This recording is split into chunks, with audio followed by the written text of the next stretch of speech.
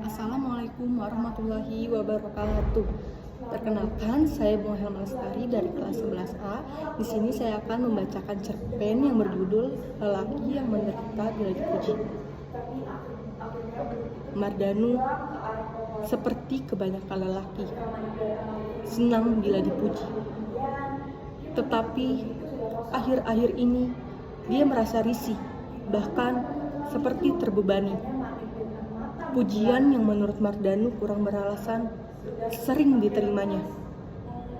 Ketika bertemu teman-teman untuk mengambil uang pensiun, ada saja yang bilang, "Ini Mardanu, satu-satunya teman kita yang uangnya diterima utuh karena tak punya utang." Pujian itu sering diiringi acungan jempol. Ketika berolahraga jalan kaki pagi hari mengelilingi alun-alun, orang pun memujinya. Pak Mardanu memang hebat. Usianya 75 tahun, tetapi badan tampak masih segar, berjalan tegak, dan kedua kaki tetap kekar. Kedua anak Mardanu, yang satu jadi pemilik kios kelontong, dan satunya lagi jadi sopir truk semen, juga jadi bahan pujian. Pak Mardanu telah tuntas mengangkat anak-anak hingga semua jadi orang mandiri. Malah seekor burung kutilang yang dipelihara Mardanu tak luput jadi bahan pujian. Kalau bukan Pak Mardanu yang memelihara, burung kutilang itu tak akan demikian lincah dan cerewet kicaunya. Mardanu tidak mengerti mengapa hanya karena uang pensiun yang utuh, badan yang sehat, anak yang mapan, bahkan burung piaraan membuat orang sering memujinya. Bukankah itu hal biasa yang semua orang bisa melakukannya bila mau? Bagi Mardanu, pujian hanya pantas diberikan kepada orang yang telah melakukan pekerjaan luar biasa dan berharga dalam kehidupan. Mardanu merasa belum pernah melakukan pekerjaan seperti itu. Dari sejak muda sampai menjadi kakek-kakek, dia belum berbuat jasa apapun. Ini yang membuatnya menderita, karena pujian itu seperti menyindir-nyindirnya. 60 tahun yang lalu ketika bersekolah, dinding ruang kelasnya digantungi gambar para pahlawan, juga para tokoh bangsa. Tentu saja mereka telah melakukan sesuatu yang luar biasa bagi bangsanya. Mardanu juga tahu dari cerita orang-orang, pamannya sendiri adalah seorang pejuang yang gugur di medan perang kemerdekaan. Orang-orang sering memuji mendiang paman. Cerita tentang sang paman kemudian dikembangkan sendiri oleh Mardanu menjadi bayangan kepahlawanan. Seorang pejuang muda dengan bedil bersangkur, ikat kepala pita merah putih, maju dengan gagah menyerang musuh, lalu roboh ke tanah dan gugur sambil memeluk bumi pertiwi. Mardanu amat terkesan oleh kisah kepahlawanan itu. Maka Mardanu kemudian mendaftarkan diri masuk tentara pada usia 19. Ijazahnya hanya SMP dan dia diterima sebagai prajurit Tamtama. Kegembiraannya meluap-luap ketika dia terpilih dan mendapat tugas sebagai penembak artileri pertahanan udara. Dia berdebar-debar dan melelehkan air mata ketika untuk kali pertama dilatih menembakkan senjatanya. 10 peluru besar akan menghambur ke langit dalam waktu 1 detik. Pesawat musuh pasti akan meledak, kemudian rontok bila terkena tembakan senjata yang hebat ini. Selalu demikian yang dibayangkan Mardanu. Bayangan itu sering terbawa ke alam mimpi. Suatu malam dalam tidurnya Mardanu mendapat perintah siaga tempur. Persiapan hanya setengah menit. Pesawat musuh akan datang dari utara. Mardanu melompat dan meraih senjata artilerinya. Tangannya berkeringat, jarinya lekat pada tuas pelatuk. Matanya menatap tajam ke langit utara. Terdengar derum pesawat yang segera muncul sambil menabur tentara payung. Mardanu menarik tuas pelatuk dan ratusan peluru menghambur ke angkasa dalam hitungan detik. Ya Tuhan, pesawat musuh itu mendadak oleng dan mengeluarkan api. terbakar, menukik dan terus menukik. Tentara payung masih berloncatan dari perut pesawat dan Mardanu mengarahkan tembakannya ke sana. Ya Tuhan, 3 parasut yang sudah mengembang mendadak kuncup lagi, kena terjangan peluru Mardanu. 3 prajurit musuh meluncur bebas jatuh ke bumi. Tubuh mereka pasti akan luluh lantak begitu terbanting ke tanah. Mardanu hampir bersorak, namun tertahan oleh kedatangan pesawat musuh yang kedua. Mardanu memberondongnya lagi, kena.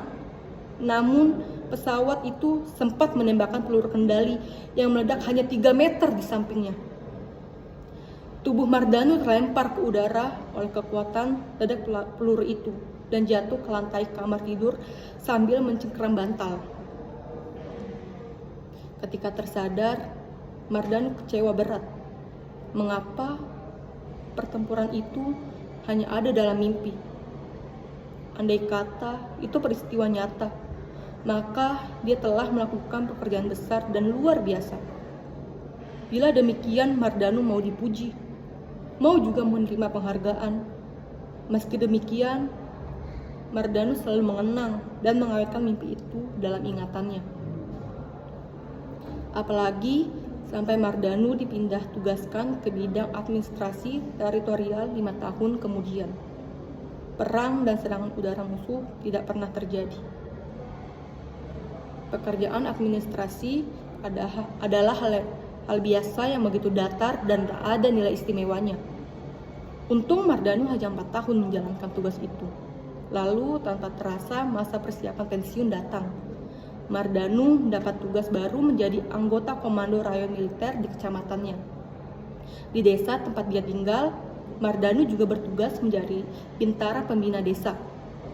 Selama menjalani tugas teritorial ini pun, Mardanu tidak pernah menemukan kesempatan melakukan sesuatu yang penting dan bermakna sampai dia pada umur 50 tahun. Pagi ini, Mardanu berada di becak langganannya yang sedang meluncur ke kantor pos. Dia mau ambil uang pensiun. Kosim, si abang becak, sudah ubanan. Pipinya mulai lekuk ke dalam. Selama mengayuh becak, napasnya terdengar megap-megap. Namun seperti biasa, dia mengajak Mardanu bercakap-cakap. Pak Mardanu mah senang ya. Tiap bulan tinggal ambil uang banyak di kantor pos, kata si Kosim di antara tarikan nafasnya yang berat. Ini juga pujian yang terasa membawa beban. Dia jadi ingat selama hidup belum pernah melakukan apa-apa. Selama jadi tentara belum pernah terlibat perang, bahkan belum juga pernah bekerja sekeras tukang becak di belakangnya. Sementara Kosim pernah bilang, dirinya sudah beruntung bila sehari mendapat 15.000 rupiah. Beruntung karena dia sering mengalami dalam sehari tidak mendapatkan serupiah pun. Masih bersama Kosim, pulang dari kantor pos Mardanu singgah ke pasar untuk membeli pakan burung kutilangnya. Sampai di rumah, Kosim diberinya upah yang membuat tukang becak itu tertawa. Kemudian terdengar kicau kutilang di kurungan yang tergantung di kasur emper rumah. Burung itu selalu bertingkah bila didekati majikannya. Mardanu belum menaruh pakan ke wadahnya di sisi kurungan. Dia ingin lebih lama menikmati tingkah burungnya, mencecet, mengebaskan sayap, dan merentang ekor sambil melompat-lompat. Mata Mardanu tidak berkedip menatap piaraannya. Namun, mendadak dia harus menengok ke bawah karena ada sepasang tangan mungil memegangi kakinya. Itu tangan Manik, cucu perempuan yang masih duduk di taman kanak-kanak. Itu burung apa, Kek? Tanya Manik. Rasa ingin tahu terpancar di wajahnya yang sejati. Namanya burung kutilang. Bagus kan? Manik diam. Dia tetap menenggadah, matanya terus menatap ke dalam kurungan. Oh, jadi itu burung kutilang, Kek. Aku sudah lama tahu burungnya, tapi baru sekarang tahu namanya. Kek, aku bisa nyanyi burung kutilang. Wah, itu bagus. Baiklah cucuku, cobalah menyanyi, kakek ingin mendengar. Manik berdiri diam. Barangkali anak TK itu sedang mengingat cara bagaimana guru mengajarinya menyanyi. Di pucuk pohon cempaka, burung kutilang bernyanyi. Manik menyanyi sambil menari dan bertepuk tangan. Gerakannya lucu dan mengemaskan. Citra dunia anak-anak yang amat menawan. Mardani terpesona dan terpesona. Nyanyian cucu terasa merasuk dan mengendap dalam hatinya. Tangannya gemetar. Manik terus menari dan menyanyi. Selain menari dan menyanyi, Mardanu merengkuh Manik, dipeluk dan direngkuh ke dadanya. Ditimang-timang, lalu diantar ke ibunya di kios seberang jalan.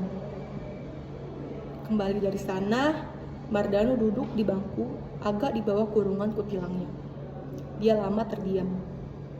Berkali-kali ditatapnya kutilang dalam kurungan dengan mata redup. Mardanu gelisah, bangun dan duduk lagi.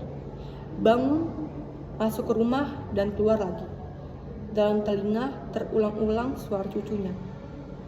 Di pucuk pohon cempaka, burung kutilang bernyanyi. Wajah Mardanu menegang, kemudian mengendur lagi. Lalu perlahan-lahan dia berdiri mendekati kurungan kutilang. Dengan tangan masih gemetar, dia membuka pintunya. Kutilang itu seperti biasa, bertingkah elok bila didekati oleh pemeliharaannya. Tetapi setelah Mardanu pergi, kutilang itu menjulurkan kepala keluar pintu kurungan yang sudah mengganggak. Dia seperti bingung, berhadapan dengan udara bebas. Tetapi akhirnya burung itu terbang ke arah pepohonan. Ketika Manik datang lagi ke rumah Mardanu beberapa hari kemudian, dia menemukan kurungan itu sudah kosong. Rek, di mana burung kutilang itu? Saatnya jam ke-10 dimulai.